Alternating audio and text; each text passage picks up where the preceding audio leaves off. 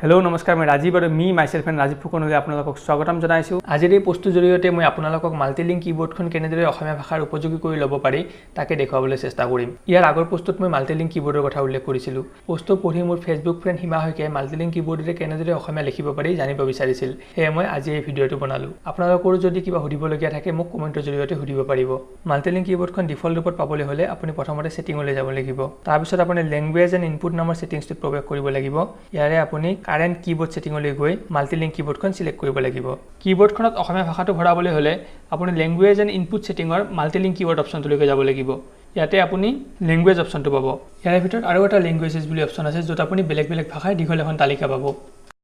তাত অৰ্ডাৰকাৰী ভাষাবিলাক আনচেক কৰি অসমীয়া আৰু ইংৰাজী ভাষা দুটা আপুনি সিলেক্ট কৰি ল'ব লাগিব।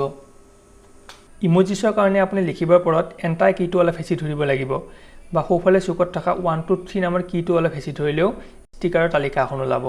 লিখিবৰ পৰত এটা ভাষাৰ পৰা আন এটা ভাষালৈ সলনি কৰিবলৈ হ'লে স্পেচ কীটো অলপ সময় হেঁচি ধৰক নাইবা কীটো সোঁফালে বা বাওঁফালে শ্লাইড কৰক। অসমীয়া বানানৰ বাবে এছামিজ কীবোৰ্ড নামৰ প্লাগইন এটা ইনষ্টল কৰিব লাগিব। লিংকটো মই তলত দি দিছোঁ। এইটো ইনষ্টল কৰাৰ পিছত কীবোৰ্ডখনে অসমীয়া বানানবোৰ ছাজেষ্ট কৰিবলৈ আৰম্ভ কৰিব। মাল্টিলিংক কীবোৰ্ডৰ থিম সলাবলৈ আপুনি থিম সাজেষ্ট এণ্ড লেআউট নামৰ অপশ্যনটোলৈকে যাব লাগিব। ইয়াতে আপুনি কীবোৰ্ড থিম নামৰ এটা অপশ্যন পাব য'ত আপুনি আপোনাৰ ভাল লগা থিমটো বাছি ল'ব পাৰিব। ৰাতি ব্যৱহাৰ কৰে যদি ডাৰ্ক থিমটো লগাই লোৱা ভাল। আজিলৈ ইমানেই। আশা কৰোঁ আপোনালোকে কিছু কথা জানিব পাৰিলে। আমাৰ এই ভিডিঅ'টো যদি আপোনালোকৰ ভাল লাগিছে লাইক কৰিব, শ্বেয়াৰ কৰিব। আমাৰ আন ভিডিঅ'বোৰৰ কাৰণে আমাৰ ইউটিউব চেনেলটো ছাবস্ক্ৰাইব কৰিব। আমাৰ ভিডিঅ'ৰ কথাবোৰ লিখিত ৰূপত পঢ়াৰ কাৰণে আমাৰ blog me myself and Rajiv ফুকনক চেক কৰি থাকিব। আৰু আপোনালোকৰ কিবা সুধিবলগীয়া থাকিলে বিনাদ্বিধাই কমেণ্ট বক্সত পোষ্ট কৰিব। তেনেহ'লে আজিলৈ আহিছোঁ। ধন্যবাদ।